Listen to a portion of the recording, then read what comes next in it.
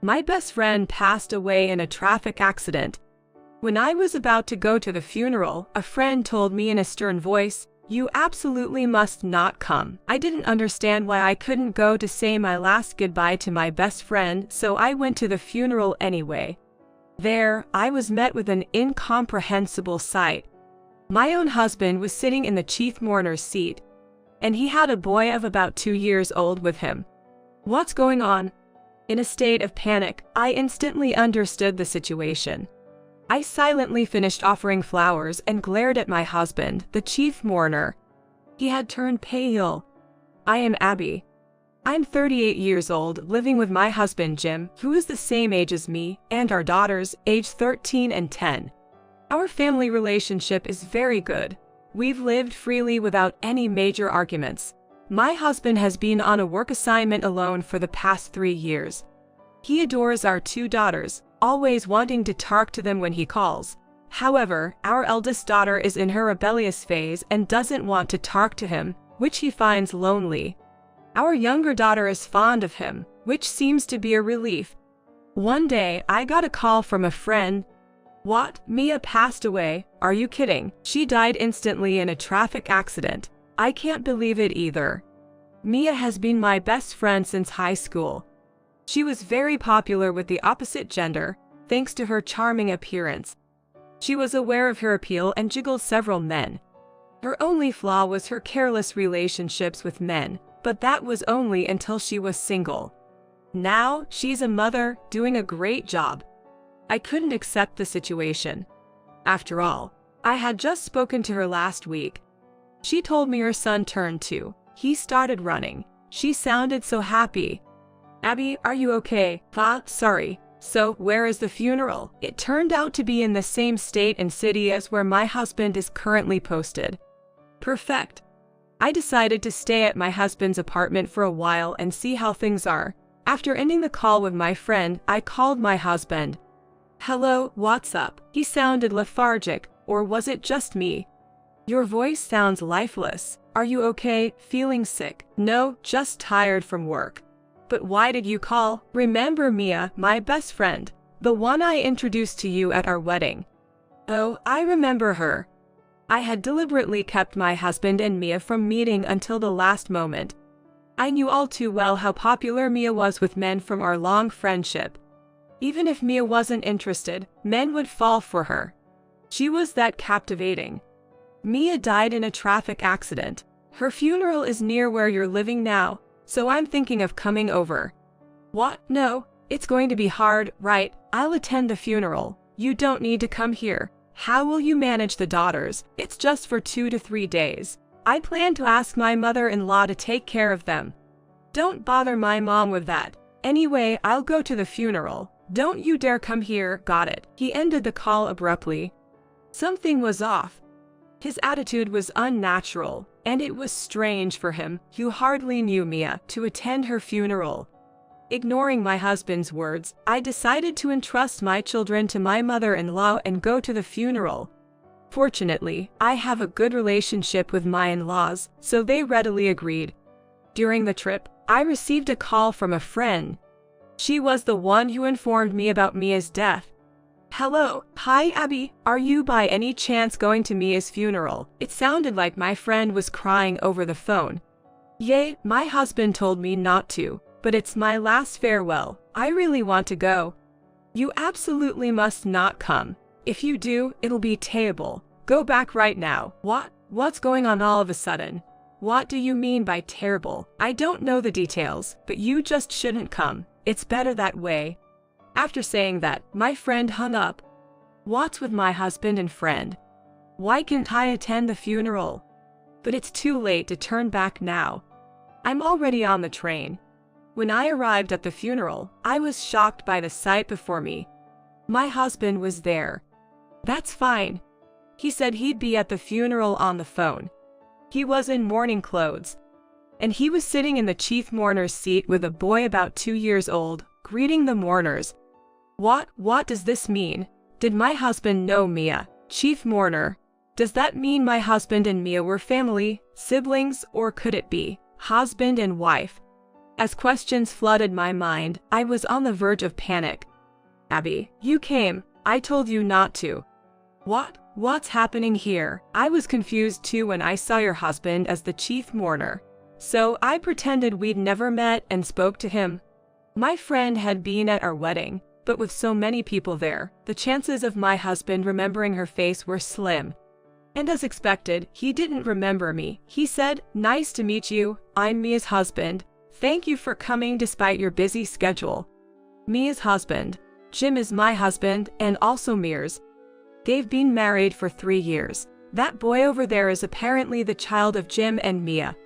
3 years ago, that's when Jim started his solo assignment. Now I was beginning to piece things together. To state the facts, my husband had an affair at his work assignment and fathered a child. That's all there is to it. I told you not to come, but that was a strange thing to say. You have the right to know what's going on, Abby. Thanks for caring. I still don't understand everything, but at least it's better than being in the dark. I marched towards the casket and joined the line to offer flowers. My husband was thanking each person offering flowers, his head down. Up close, I could see his eyes were swollen, probably from crying so much. Then it was my turn. My husband thanked me too, and when he saw my face, he turned pale, as if he'd seen a ghost. What was he thinking right now? Was he angry that I came to the funeral despite his warnings, or was he panicking about how to explain the affair or something else? I offered flowers, turned on my heel without a word, and left. This was my declaration of war. A battle with my husband was about to begin. I'll make sure he regrets it. I'm more like a grim reaper than a ghost. That's fine. I'll drag Jim to hell. I got back on the train and rushed home. There were several missed calls on my phone, but I turned it off midway. First, I went to the city office to check my family register. My marriage was still ongoing. This made things even more confusing, but I reported the situation to my in-laws. I told them that when I went to my best friend's funeral, for some reason, my husband was the chief mourner and apparently had been married to her for the past 3 years. There was also a 2-year-old boy. Laying out the facts like this was incredibly impactful. At first, my in-laws were dumbfounded, thinking I was joking. However, because we've always had a good relationship, they believed me and were furious afterwards. They tried contacting Jim, but he wasn't reachable. If he really was the chief mourner, he would still be busy. Or perhaps, he's running away, not knowing what to do. As my next step, I decided to call Mia's parents. I had been friends with Mia since high school, so I knew her parents. I even learned how to bake cakes from Mia's mother. I didn't know how much Mia's parents were aware of, but it was a fact that they had just lost their dear daughter, so I felt sorry for involving them in this sadness. However, it was strange for me to be overly considerate. There was a possibility that her parents were also deceived. "Oh, Abby, long time no see. You came to Mia's funeral, didn't you? We were so panicked at that time, I couldn't even greet properly. Thank you for being there despite your busy schedule. Mia must be happy about it." It hurt to hear that, but after expressing my condolences, I quickly got to the main topic. "Actually, I called today about Mia's husband, Jim. It's hard to say this, but Jim is also my husband. So, he was married to you originally, but you divorced, and then he married Mia." "No, that's not it. He's currently my husband. According to the family register, we're still married. So I think Mia probably wasn't officially registered as his wife, right?" Indeed, Jim was adamant about not registering the marriage, saying that a common law marriage was fine. We opposed it, but if it's what they decided. So that's why he was so insistent. He deceived Mia, and forgivable. Mia's mother firmly believed Mia had been deceived. However, I had my doubts. After all, I had been in contact with Mia until recently. I can't forgive being deceived myself. I've been trying to contact him, but he's unreachable. Leave it to me. Now that it's come to this, we'll take responsibility and bring Jim to a discussion. This way, I successfully rallied support, and the day of the discussion arrived. Present were me, Jim, both of our parents, 6 people in total. Though it may seem like I'm surrounded by enemies, in reality, they are all on my side. Except for Jim. Jim looked haggard. Worse than when I saw him at the funeral.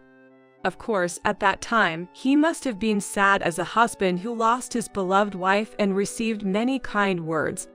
The mourners would have sympathized with him for being young and unfortunate. But now, he's just a man caught in an affair. Everyone present was an enemy to him.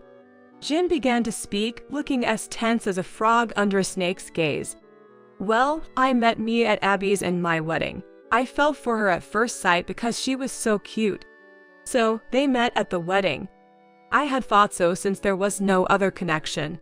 But Mia really was a seductress to make a man fall for her in just one meeting. After marrying, we frequently had relations, but it was like a casual fling, nothing serious. A fling with your wife's best friend. Didn't he foresee the fire turning into a blaze? 3 years ago, when I got transferred alone, I told her it was over, but then Mia said she would follow me. I was surprised. Knowing Mia, she must have had other men. If she moved, it meant cutting ties with everyone except Jim. But as odd as it is for me to say, Jim was a good catch, working for a major company. I can understand why Mia wouldn't want to let go of Jim. And given Mia's personality, she could easily find another man in a new place. So when I went on my solo assignment, Abby wasn't around, and Mia and I ended up living together. Then, we had a child. It was troublesome, but I was happy because it was a boy. Heh. We have 2 daughters between me and Jim, and he always wanted a boy.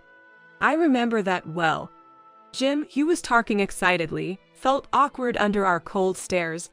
Mia said that if she had a boy, Jim would marry her. I didn't know Jim was already married, but did you really tell her that? Well, I did say something like if it's a boy, I'll properly divorce Abby and marry Mia, but I never thought it would actually happen. It seems Jim thought his relationship with Mia was just a fling.